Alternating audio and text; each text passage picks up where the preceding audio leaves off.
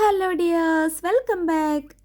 ഇന്ന് നമുക്ക് നല്ല നാടൻ രുചിയിൽ എന്നാൽ നല്ല എളുപ്പത്തിൽ ഒരു തേങ്ങ അരച്ച് മീൻകറി ഉണ്ടാക്കാം. കുടംപുളി ഇട്ട് വെച്ച മീൻകറിയാണ്. ഏത് മീനിലും ഈ ഒരു രീതിയിൽ കറി ഉണ്ടാക്കാം കേട്ടോ. ഞാനിപ്പോൾ കിളിമീനാണ് ഉപയോഗിക്കുന്നത്. അപ്പോൾ നമുക്ക് വീഡിയോയിലേക്ക് പോവാം.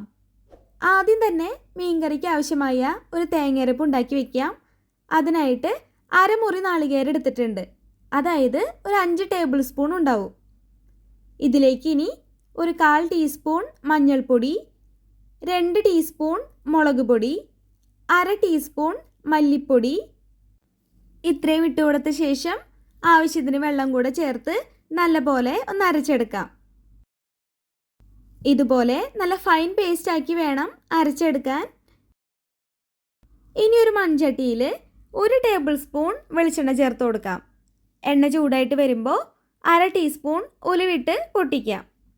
ഇനി ഇതിലേക്ക് ഒരു 6-7 എണ്ണത്തോളം ചെറുള്ളി ഇതുപോലെ അരിഞ്ഞെടുത്തതും 1 ടേബിൾ സ്പൂൺ ഇഞ്ചി അരിഞ്ഞതും 2 പച്ചമുളകും കറിവേപ്പിലയും കൂടി ചേർത്ത് വഴറ്റി കൊടുക്കാം. ഉള്ളിയൊക്കെ ഇതുപോലെ വഴറ്റി വരുമ്പോൾ ഇതിലേക്ക് നേരത്തെ നമ്മൾ റെഡിയാക്കി വെച്ച തേങ്ങയരപ്പ് ചേർക്കാം. ഇനി ഇതൊന്ന് ഇളക്കി കൊടുത്ത ശേഷം ഇതിലേക്ക് 2 കപ്പ് അളവിൽ വെള്ളം ചേർക്കാം. വീണ്ടും നല്ലപോലെ ഒന്ന് ഇളക്കി മിക്സാക്കി കൊടുത്ത ശേഷം ഒരു 3-4 എണ്ണത്തോളം കുടംപുളി ഇതുപോലെ കുതിർത്തിയ വെള്ളത്തെപ്പാടി തന്നെ ചേർത്ത് കൊടുക്കാം.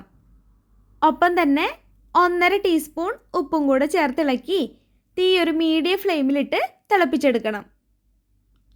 കറി ഇതുപോലെ ഒന്ന് തിളച്ച് വരുന്നേരം ഇനി മീൻ ചേർക്കാം. ഞാനിപ്പോൾ കിളിമീനാണ് എടുത്തിരിക്കുന്നത്. അപ്പോൾ അത് ഓരോന്നായിട്ട് കറിയിലേക്ക് ചേർത്ത ശേഷം നല്ലപോലെ തിളച്ച് വരുമ്പോൾ ഫ്ലെയിം കുറച്ച് വെച്ച് മൂടി വെച്ച് വേവിച്ചെടുക്കാം. ഇനി ഇടയ്ക്കിടെ മൂടി തുറന്ന് ഒന്ന് ഇളക്കി കൊടുക്കുകയോ അല്ലെങ്കിൽ ഇതുപോലെ ഒന്ന് ചുറ്റിച്ചെടുക്കുകയോ ചെയ്തോളൂ കേട്ടോ. കറി തിളച്ച് ചാറൊക്കെ കുറുകി മീൻ വേവായിട്ട് വരുമ്പോൾ ഇനി നമുക്ക് ഫ്ലെയിം ഓഫ് ചെയ്യാം. ഇനി നമുക്ക് താളിച്ച് ചേർക്കണം. അതിനായി പാനിൽ എണ്ണ ചൂടായി വരുമ്പോൾ ചെറുള്ളിയും വേപ്പിലയും ചേർത്ത് ഇതുപോലെ വഴറ്റിയെടുക്കാം.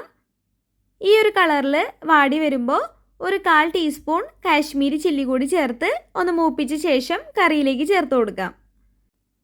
ഇങ്ങനെ താളിച്ച് ചേർക്കുന്നത് മീൻകറിക്ക് ടേസ്റ്റ് കൂട്ടും കേട്ടോ. ഇനി കുറച്ച് സമയം കറി മൂടി വയ്ക്കാം. അപ്പോൾ ഇത്രയേ ഉള്ളൂ, നല്ല നാടൻ രുചിയിൽ തേങ്ങ അരച്ച കിളിമീൻ കറി റെഡി ആയിട്ടുണ്ട്. അടിപൊളി ടേസ്റ്റാണ്. അപ്പോൾ ഇതുപോലെ ഒന്ന് ഉണ്ടാക്കി നോക്കിക്കോളൂ. അപ്പോൾ വീഡിയോ ഇഷ്ടപ്പെട്ടെങ്കിൽ വീഡിയോയ്ക്കൊന്ന് ലൈക്ക് ചെയ്യുക, ഷെയർ ചെയ്യുക. ഒപ്പം തന്നെ മറക്കാതെ എൻ്റെ ചാനലൊന്ന് സബ്സ്ക്രൈബ് കൂടി ചെയ്തേക്കണേ. അപ്പോൾ മറ്റൊരു ഈസി റെസിപ്പി വീഡിയോയിൽ നമുക്ക് വീണ്ടും കാണാം. അതുവരേക്കും ബൈ ബൈ. Thank you.